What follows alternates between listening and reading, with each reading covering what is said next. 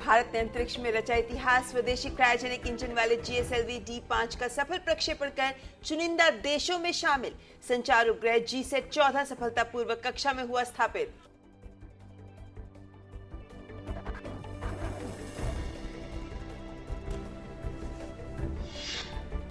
राष्ट्रपति, उपराष्ट्रपति और प्रधानमंत्री डॉक्टर मनमोहन सिंह ने GSLV D5 उपग्रह के सफलतापूर्वक प्रक्षेपण की सराहना कर इस उपलब्धि के लिए वैज्ञानिकों को बधाई दी।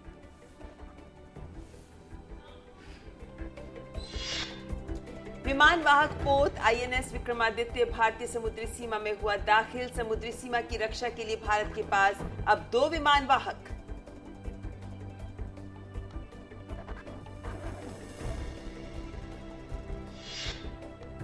प्रधानमंत्री डॉक्टर मनमोहन सिंह ने प्रख्यात मलयालम दैनिक अखबार मातृभूमि की राष्ट्र के प्रति सेवाओं की सराहना की। कहा, प्रिंट मीडिया आज भी है अधिक विश्वसनीय।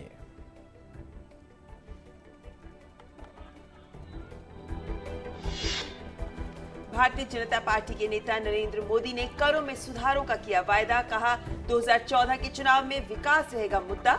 बाबा रामदेव के साथ साझा किया मंच।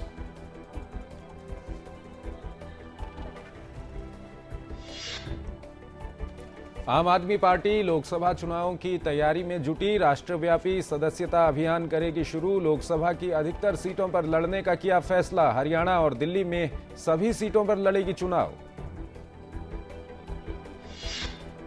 लोकसभा चुनाव नहीं लड़ेंगे शरद पवार। राष्ट्रवादी कांग्रेस पार्टी के नेता प्रफुल्ल पटेल ने कहा, पार्टी अध्यक्ष महाराष्ट्र से राज्यसभा का चुनाव लड़ सकते हैं।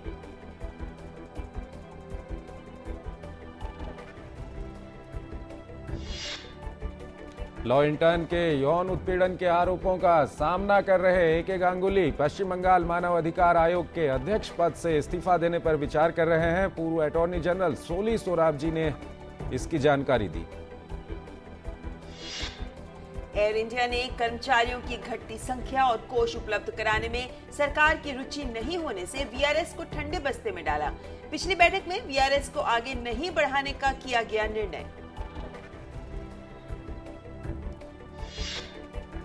किंगफिशर एयरलाइंस के कर्मचारी आज से अनिश्चितकालीन हड़ताल पर। कर्मचारियों को पिछले 17 महीनों से नहीं मिला है वेतन।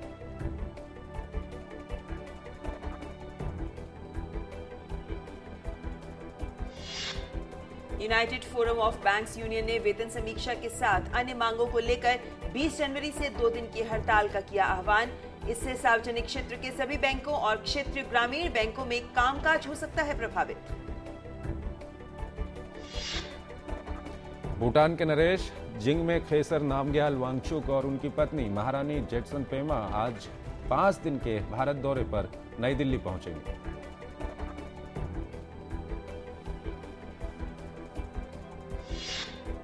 प्रमुख विपक्षी दलों के प्रदर्शन और हिंसा के बीच बांग्लादेश में आम चुनाव खत्म। विपक्ष के बहिष्कार के चलते 300 में से केवल 147 सीटों पर ही हुआ मतदान।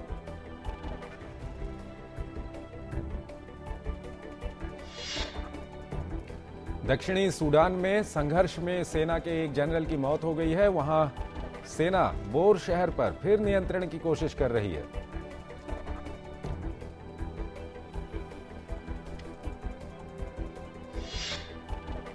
इराक की राजधानी बगदाद में हुए बम विस्फोटों में कम से कम 20 लोगों की मौत। फालुजा शहर में अल-कायदा आतंकवादियों और सेना के बीच लड़ाई जारी।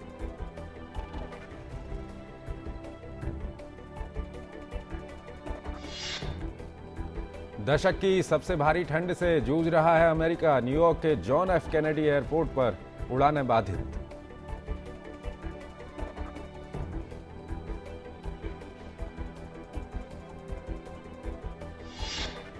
दिल्ली समेत उत्तर भारत में छाया घना कोहरा। कम रोशनी के कारण रेल, सड़क और हवाई सेवाएं प्रभावित। कई उड़ानों के मार्ग बदले गए।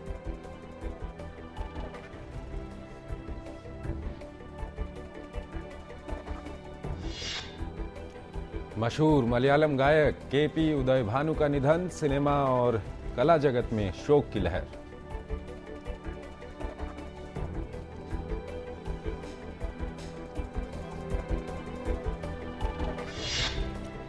इंग्लैंड ने एशेज श्रृंखला 5-0 से गंवाई। ऑस्ट्रेलिया ने 5वें मैच में इंग्लैंड को 281 रनों से दी मात।